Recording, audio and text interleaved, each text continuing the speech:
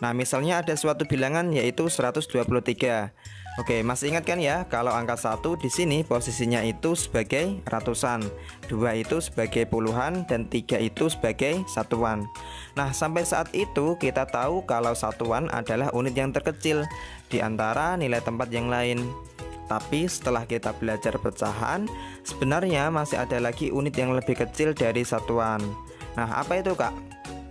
Oke, sebelumnya kalau kita perhatikan dari nilai tempat ini, mulai dari satuan ke puluhan, puluhan ke ratusan. Nah, itu kan kelipatan 10, ya kan? Nah, karena ada sesuatu yang lebih kecil dari satuan, berarti kita kira-kira nih, kalau 100 sebelumnya itu 10, 10 sebelumnya itu 1. Nah, 1 itu sebelumnya lagi berapa tuh yang kelipatan 10? Berarti 1/10 kan?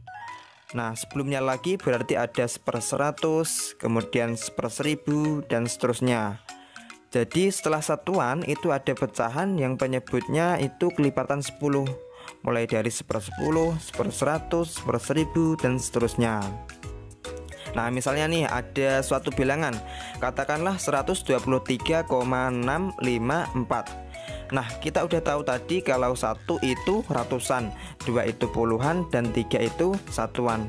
Nah, setelahnya itu kan ada tanda koma tuh. Nah, tanda koma ini dinamakan tanda desimal.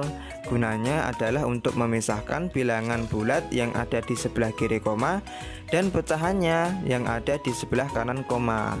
Kemudian setelah koma itu kan ada angka 6 tuh. Nah, angka 6 ini posisinya itu 1/10-an. Angka 5 itu 1/100-an, dan angka 4 itu 1/1000-an. Jadi penyebutnya itu selalu kelipatan 10. Nah, dari sini kita tahu kalau bilangan desimal itu sebenarnya adalah bentuk lain dari suatu pecahan. Ciri khasnya dari bilangan desimal ini adalah adanya tanda koma. Nah, ini harus adik-adik semua pahami, terutama nilai tempat dari bilangannya seperti yang sudah kakak jelaskan tadi.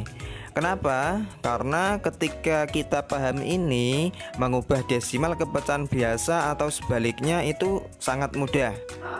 Misalnya robahlah 0,4 menjadi bentuk persen. Oke, caranya gampang sekali. Nah, perlu adik-adik ataupun rekan-rekan ingat, kalau ada satu angka di belakang koma, maka itu artinya dia per 10. Kalau ada dua angka di belakang koma, maka itu artinya per 100. Kalau ada tiga angka di belakang koma, maka dia per 1000 dan seterusnya. Oke, karena soal kita yang pertama ini ada satu angka di belakang koma, maka itu artinya dia per 10. Maka di sini bisa kita tulis 4/10. Ingat, kalau untuk merubah menjadi bentuk persen, itu perhatikan penyebutnya. Kata kuncinya ada di penyebut. Bagaimana caranya untuk penyebut ini harus kita rubah menjadi angka 100. Oke? Nah, bagaimana caranya? Gampang sekali. Oke, 10 ini biar dia jadi 100, otomatis kita kali 10. Oke, karena bagian bawah kita kali 10, otomatis bagian atas juga harus kita kalikan dengan 10. Maka sekarang jadinya 4 kali 10 hasilnya 40. Dan penyebutnya 10 kali 10 hasilnya 100. Nah, kalau sudah per 100, maka langsung saja kalian tulis angka di atas ini, oke, yaitu 40, dan jangan lupa tulis simbol persennya. Nah, ini dia jawabannya untuk soal kita yang pertama. Bagaimana? Gampang bukan? Sangat gampang dan sangat-sangat mudah sekali tentunya. Lanjut biar lebih paham. Kita ambil contoh soal selanjutnya. Misalnya 0,21. Oke, perhatikan. Ingat tadi, kalau ada dua angka di belakang koma, maka itu artinya dia per 100. Kalau tiga angka di belakang koma, maka itu artinya dia per 1000. Oke, soal nomor 2. Ini ada dua angka di belakang koma, maka itu artinya dia per 100. Maka sekarang bisa kita tulis 21/100. Kalau sudah per 100, maka langsung saja kita tulis angka di atas ini, yaitu 21 dan jangan lupa persennya. Nah, ini dia bentuk persen dari 0,21. Oke, gampang bukan? Sangat gampang tentunya. Lanjut biar lebih paham, kita ambil angka selanjutnya, 0,07. Nah, kalau kita lihat ada dua angka di belakang koma. Ingat, kalau dua angka belakang koma, maka itu artinya dia per 100. Maka sekarang jadinya itu 7 per 100. Karena sudah per 100, maka langsung saja kita tulis angka di atasnya sini, yaitu 7. Jangan lupa tulis simbol persennya. Oke. Lanjut lagi biar lebih paham. Kita ambil contoh soal selanjutnya. Misalnya berapa lagi? 0,68. Oke, 0,68. Kalau kita lihat ada dua angka di belakang koma. Karena kalau sudah dua angka di belakang koma, maka itu artinya dia per 100. Oke. Kalau sudah per 100, maka langsung saja ambil angka di atasnya sini, yaitu 68. Jangan lupa tulis simbol persennya. Oke, lanjut lagi biar lebih paham. Kita ambil angka misalnya berapa lagi? Misalnya 0,6 lagi. Coba perhatikan.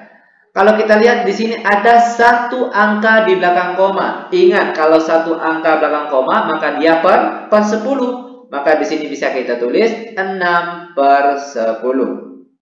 Nah, kebetulan penyebutnya belum angka 100.